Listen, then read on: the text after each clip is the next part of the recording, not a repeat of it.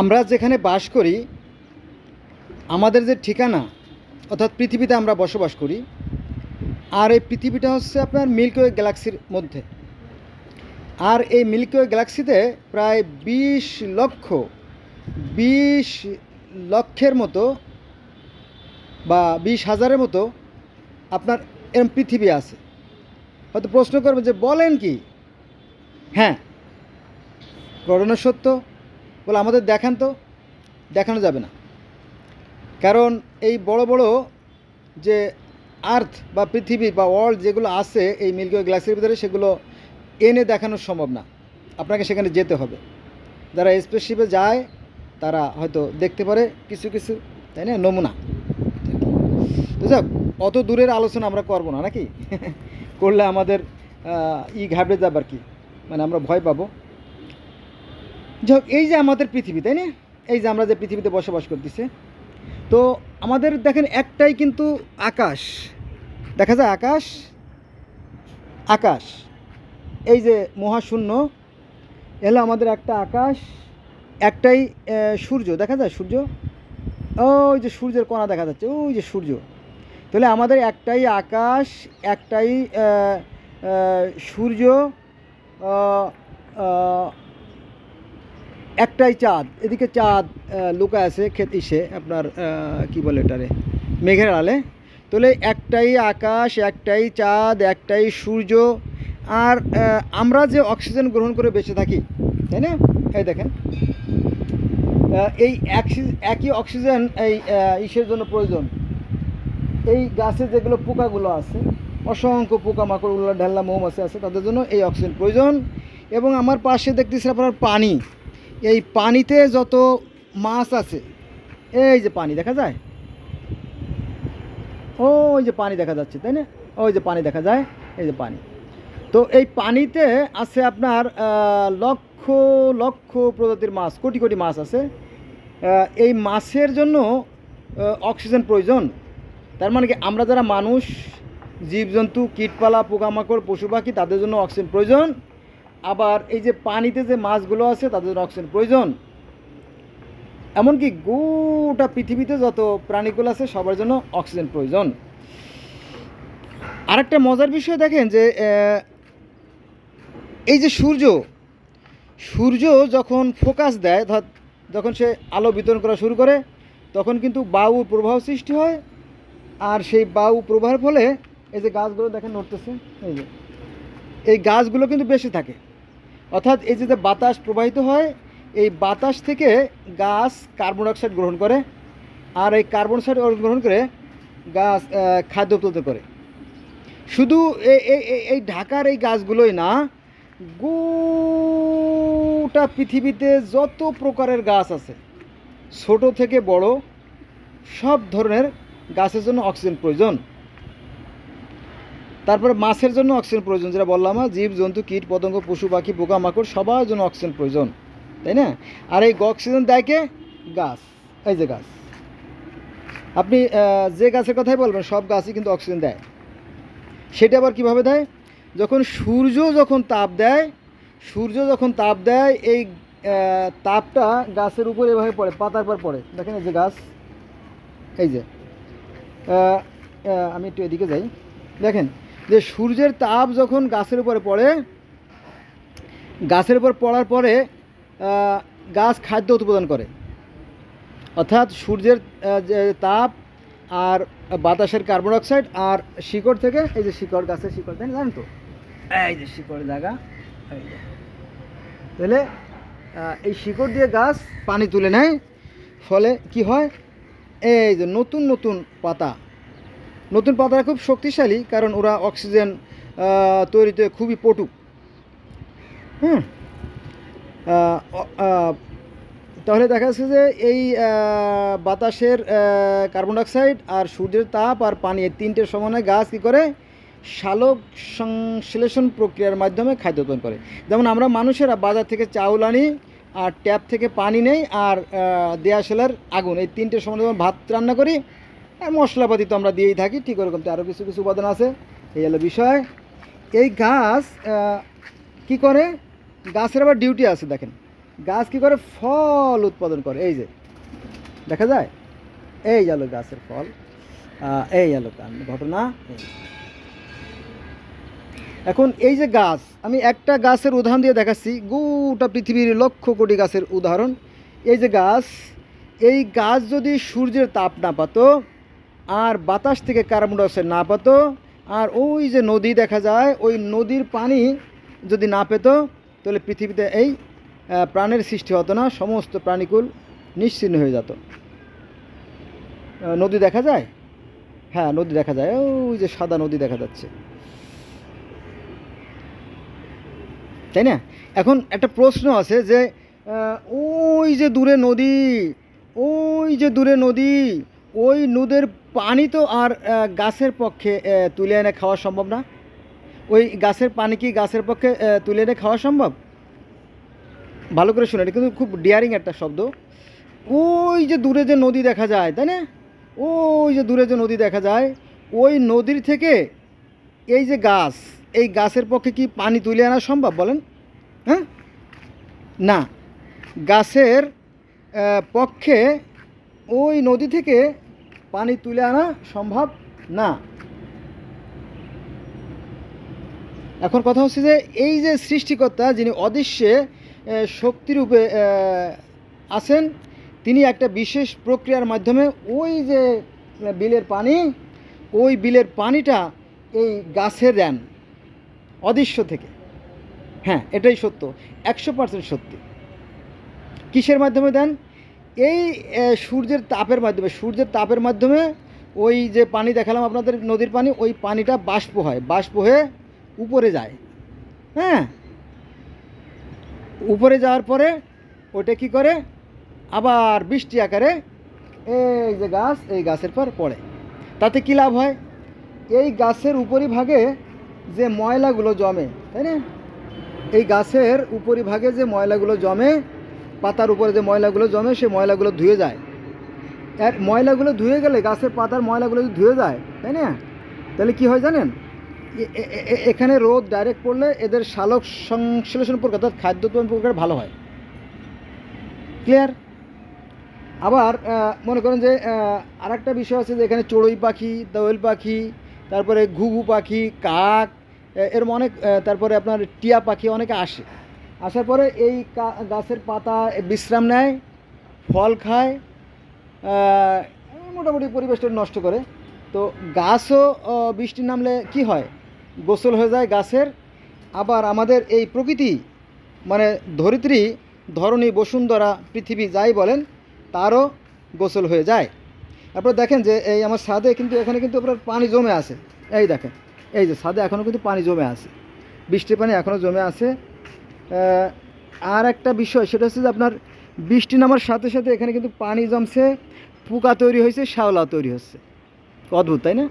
তো আসলে এই প্রকৃতি আমাদের স্রষ্টা, আর তিনি এতই ব্যস্ত, এতই মহা গুরুত্বপূর্ণ কাজ নিয়ে ব্যস্ত যে মানুষের সাথে কথা বলার মতো সময় তার নাই।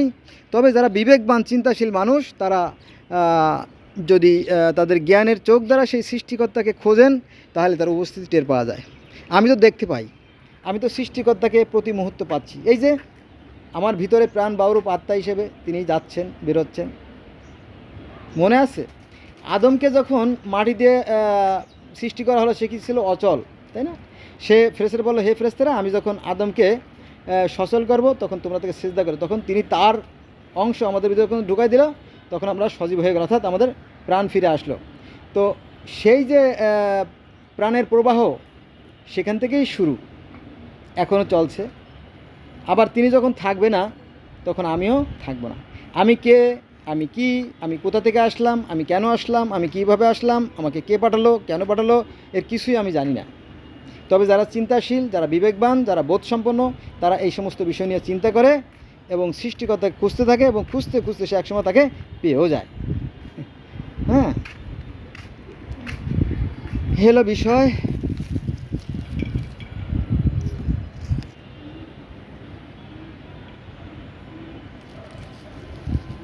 বন্ধুরা, এটা আমার নিজের লাগানো গাছ। এখানে আরও অনেক গাছ আছে, এটা আমার কাছে ভালো লাগে। আমি এগুলো যত্ন করি, পরিচর্যা করি আর কি।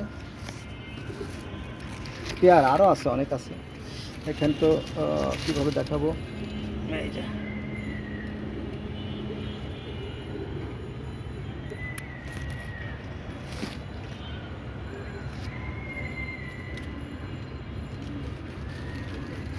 আরও আছে, এইদিকে আছে, আরও আছে, ওদিকে আরও পেয়ারা গাছ আছে, লেবু আছে। সেটা হচ্ছে যে আগেও আমি দেখাইছি যদিও। এই দেখেন, এই লেবু 4টে গাছে প্রায় 500 থেকে 600 মতো লেবু হয়েছিল। খাওয়া শেষ, কিছু লেবু আছে, আবার নতুন করে আপনার পাতা আসতেছে, হয়তো ফল আসবে। এই যে ফুল অলরেডি চলে আসছে, এই যে বলতে বলতে দেখেন, এই যে এই দেখেন, দেখা যায় ফুল, দেখা যায়, এই যে ফুল দেখা যাচ্ছে। তো হিন্দুরা গাছটা কেন পূজা করে, এই বিষয়টা তো আগে বুঝতাম না, পরে এই বিষয়টা বোঝা শিখছি যে পৃথিবীতে গাছ যেদিন থাকবে না, পৃথিবীতে গাছ যেদিন থাকবে না সেদিন মানুষও থাকবে না। কারণ কি, পৃথিবীতে যেদিন গাছ থাকবে না সেদিন অক্সিজেন থাকবে না। কারণ গাছ নাই, অক্সিজেনও নাই, আর গাছ নাই তো পৃথিবীতে কোনো মাছ, কোনো পশু পাখি, কোনো কীটপতঙ্গ, কোনো প্রাণী, মানুষ কেউ বেঁচে থাকতে পারবে না। পৃথিবীতে সূর্য নাই, পৃথিবী নিস্তব্ধ হয়ে যাবে। পৃথিবীতে বাতাস নাই, পৃথিবীতে নিস্তব্ধ হয়ে যাবে, তাই না? তো আপনি যদি সৃষ্টিকর্তা সম্পর্কে ভাবেন তাহলে আপনাকে একটু বড় আকারে ভাবতে হবে, তাই না? আর তা হচ্ছে যে এই যে পৃথিবীতে বর্তমানে আজকে হচ্ছে কত, আজকে হলো 19 তারিখ। আজকে আমাদের বাংলাদেশের পল্টনে, ওখানে এসে পল্টনে না, শরৎ উদ্যানে জামাত ইসলামের মিটিং হচ্ছে আর কি। তো এই যে আমরা 900 কোটি মানুষ, আসলে আমরা সবাই একই স্রষ্টার সৃষ্টি, একই আদমের সন্তান। পৃথিবীর প্রত্যেকটা মানুষ সুখে হাসে, দুঃখে কাঁদে, শীতে কাঁপে, প্রত্যেকের আবেগ অনুভূতি এক এবং অভিন্ন। হ্যাঁ, সে ব্যাপারে বিন্দু মাত্র সন্দেহ নাই। যদি সন্দেহ থাকলে সমস্যা। আর একথা কিন্তু কোরআনে আছে যে হে মানুষ, সকল মানুষ ছিল একই আদমের সন্তান, পরে তারা মতভেদ সৃষ্টি করে বিভিন্ন দলে বিভক্ত হয়ে গেছে, আমি আল্লাহ আমার পূর্ব ঘোষণা থাকলে হতো না। তাহলে সমস্যা কোথায়? সমস্যা হচ্ছে ধর্ম। কি বলেন, আপনার কথা বুঝি না। ধর্ম বলেন, আবার বলেন ধর্ম। হ্যাঁ, ধর্ম দুই রকমের।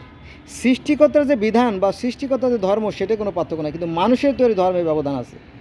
মানুষ যে ধর্মগুলো তৈরি করছে তা মূলত আপনার হিংসা, বিদ্বেষ, ঘৃণা থেকে। এটাই সত্য। কারণ কি জানেন, শিয়ারা সুন্নিদের বলে কাফের, আর সুন্নিরা শিয়াদের বলে কাফের। এভাবে ইসলাম ধর্মের ভিতরে কমপক্ষে 135টা দল আছে। একজন আলেম আরেকজন দেখতে পারে না। তবে এই যে রাজনীতি, এগুলো মূলত শুধুই রাজনীতি, ঠিক আছে? সৃষ্টিকর্তা সবার জন্যই সমান। আর সৃষ্টিকর্তার কাছে ধর্ম বলতে যেটা অর্থ বোঝায় সেটা হচ্ছে যে যেগুলো যা কিছু শুভ, যা কিছু কল্যাণকর, যা কিছু ভালো, সেটাই ধর্ম, আর বাকিগুলো অধর্ম। মনে করেন যে পৃথিবীতে বর্তমানে 4,500 মতো ধর্ম আছে। তো প্রত্যেকটা ধর্মই কিন্তু সত্য, সুন্দর, কল্যাণ, একই আদর্শের কথা বলে এবং একজন সৃষ্টিকর্তার কথা বলে। কিন্তু দুইজন সৃষ্টিকর্তা জগতের কোনো ধর্মে নাই। কিন্তু দেখা যাচ্ছে এই ধর্মগুরুরা সাধারণ যারা মানুষ, যারা মানে নারী লোভী, যারা হুর গেলেমান লোভী, তারা কি করে, ধোঁকা দেয়। এই তো মানে 5 সপ্তাহ আগে যখন মসজিদে গেলাম শুক্রবার নামাজ পড়তে, তো দেখলাম যে হুজুর মিথ্যে কথা বলতেছে। হুজুর আপনার মেম্বারের সামনে বসে হাতে কোরআন রেখে মিথ্যে কথা বলতেছে। আল্লাহু আকবার। আল্লাহ এদেরকে নিশ্চয়ই ক্ষমা করবে না। তো হুজুর বলতেছে যে হিন্দুরা কি করে জানেন? বলে কি করে? বলে হিন্দুরা 12 মাসে 13 ভগবানের পূজা করে। তা আমি বললাম কী বলে? তা আমি তো অবাক হয়ে গেলাম। তো আমি বললাম হুজুর আপনি তো জানেন না, বেদে ঈশ্বর মাত্র একজনই, একমেবা দ্বিতীয়াম। একমেবা দ্বিতীয়াম, তিনি এক এবং অদ্বিতীয়। ব্রহ্মা একং দ্বিতীয় নাস্তি। ব্রহ্মা মানে সৃষ্টিকর্তা, একক মানে একজনই, দ্বিতীয় মানে দুই, নাস্তি মানে নাই। সৃষ্টিকর্তা মানে একজনই, দ্বিতীয় কেউ নাই, নেহি নাস্তি, নেহি নাস্তি, নেহি নাস্তি, কেউ নাই, কেউ নাই, কেউ নাই। কোথায় পাইছেন? আমি নিজে বেদ পড়ছি, কিন্তু হুজুর বেদ পড়ে নাই। এখন আল্লাহ বলেন, কে বলেন? আল্লাহ বলেন, যিনি সৃষ্টিকর্তা, তিনি কোরআনে বলেন যে তোমরা কোনো বিষয়টাকে না জেনে, কোনো একটা বিষয় না জেনে ভালোভাবে সেই জিনিসটা তোমরা বলবা না। ক্লিয়ার? কিন্তু এই আলেম বেদ সম্পর্কে কিছু জানে না, মনু সংহিতার সম্বন্ধে কিছু জানে না, ভগবত গীতা সম্বন্ধে কিছু জানে না, ঈশ্বরের অবতার রহস্য সম্পর্কে জানে না, কিন্তু সে বলে যাচ্ছে, সুযোগ পাইছে। আর এই যে সমস্ত মুসল্লিরা নামাজ পড়তে আসছে তাদেরকে বোকা মনে করে মনে করে আমি সব জানি, ওরা কিছু জানে না, কিন্তু আসলে তা না। মনটা ভিডিওটা বড় হয়ে যাচ্ছে আর কি। কারণ কি জানেন? না, ভিডিওটা বড় করব না। কোরআনে যা যা আছে বেদে তাই তাই আছে, যদি আপনি দেখতেন। কলেমা, নামাজ, রোজা, হজ, জাকাত, মিরাজ, জান্নাত, জাহান্নাম সব কোরআনে যেমন আছে, সব বেদেও তেমন আছে। গ্রিক ধর্মে আছে, রোমান ধর্মে আছে, কিন্তু জানে না। না জানে তারা কি করে মানুষের মধ্যে বিভেদ সৃষ্টি করে। আর একজন লোভী লোকজন আছে কিছু, তারা ভালো কাজের দায়িত্বে হাঁটে না, কিন্তু জান্নাতে যাওয়ার লাগে পাগল। ওই যে ইনটেক হুর, মানে ইনটেক নারী পাওয়া যাবে, সেই কারণে বেহুশ। কি বলবেন, এদের বুঝবেন কী করে? এটা মদের নেশার মতো ওরা নেশাগ্রস্ত হয়ে গেছে। অথচ আমরা সবাই একই মানুষ, একই স্রষ্টার সৃষ্টি। বোঝা গেছে বিষয়টা? তাই আমি অনুরোধ করবো যে please please please please available my request, please let's go from today we shall never call for the religion. চলুন আমরা আজ থেকে ধর্ম নিয়ে বাড়াবাড়ি করবো না, হ্যাঁ, বরং আমরা মানুষ হব, আমরা পৃথিবীতে শান্তি প্রতিষ্ঠা করব। তাতে আমাদের সৃষ্টিকর্তা খুশি হবেন এবং আমাদেরকে কোনো একটা উত্তম জায়গায় আমাদের অবস্থান কি স্থায়ী করবেন। ধন্যবাদ সবাইকে আমার সাথে থাকার জন্য এত সময়।